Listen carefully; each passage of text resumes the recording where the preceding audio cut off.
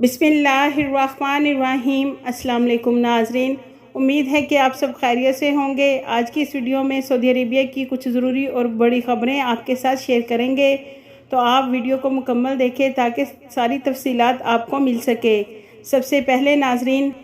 GACA کی طرف سے ایک سرکولر جاری کیا گیا ہے جس میں ایسی تمام ایئر لائن شامل ہیں جو سعودی عربیہ کے لیے آپریٹ کرتی ہیں۔ تو ناظرین، آپ سعودی عربیہ کے کسی بھی کیٹیگری کے ویزے پر موجود ہیں، چاہے آپ اقامہ ہولڈرز ہیں، وزٹ ویزا، بزنس ویزا، عمرہ ویزا یا پھر حج کے ویزے پر موجود ہیں، تو ان کے لیے GACA نے نیا سرکولر جاری کیا ہے اور تمام ایئر لائنز کو نئی ہدایات جاری کر دی گئی ہیں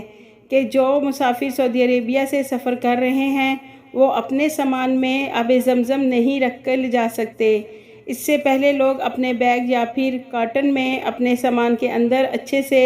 بوتل کو بند کر کے لے جاتے تھے، لیکن اب GACA کے سربراہ ابراہیم الروسا نے کہا ہے کہ مسافر کا سامان زیادہ ہو یا کم، وہ اپنے سامان میں اب آب زمزم نہیں لے جا سکتے۔ اور GACA کا مزید یہ کہنا ہے کہ اس پابندی پر عمل درآمد نہیں ہوا تو مزید قانونی کارروائی کی جائے گی۔ تو ناظرین، جو بھی ہمارے غیر ملکی بھائی اب سعودی عربیہ سے اپنے ملک کا سفر کرنا چاہتے ہیں، انہیں چاہیے کہ وہ اپنے سامان کے اندر آب زمزم کی بوتلیں بھر کر نہ رکھیں، کیونکہ ایئرپورٹ پہنچنے پر آپ کے سامان سے آب زمزم نکال لیا جائے گا اور خدا نخواستہ پکڑے جانے پر فائن یا پھر قانونی کارروائی ہو سکتی ہے۔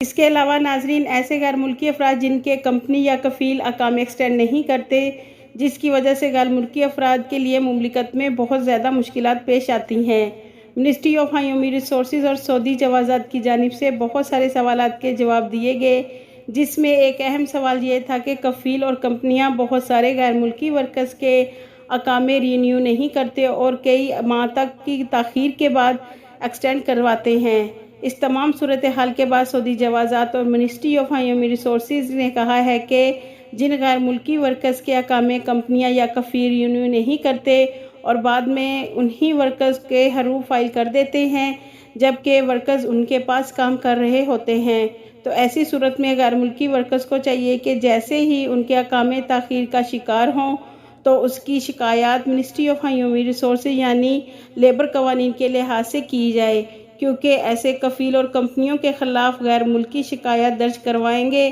تو پھر ان کے کمپنی یا کفیل حروف فائل نہیں کر سکتے۔ ناظرین، سعودی عربیہ کے مختلف علاقوں میں گرد و غبار کا طوفان ابھی بھی جاری ہے۔ کل سے شروع ہونے والا یہ طوفانی سلسلہ بہت سارے لوگوں کے لیے سانس کے مرض میں مبتلا کرنے کا سبب بنا ہے۔ محکمہ موسمیات کی تازہ ترین رپورٹ کے مطابق 150 سے زائد افراد سانس کے مرض کی وجہ سے ہاسپٹل جا چکے ہیں۔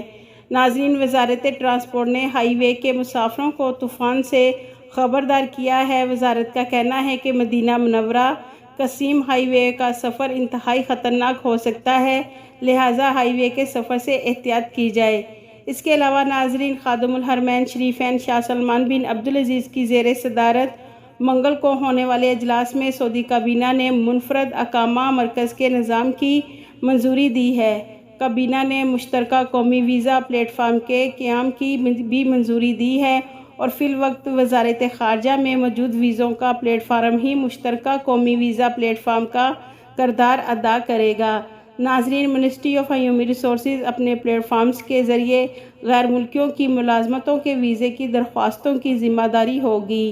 ناظرین، جدہ کے پرانے محلوں کو گرانے والی کمیٹی نے کہا ہے کہ العزیزیہ اور الرحاب محلوں کے رہائشیوں کو گھر خالی کرنے کا نوٹس جاری کر دیا گیا ہے اور یہ نوٹس 21 مئی بروز ہفتہ کو دیا جائے گا۔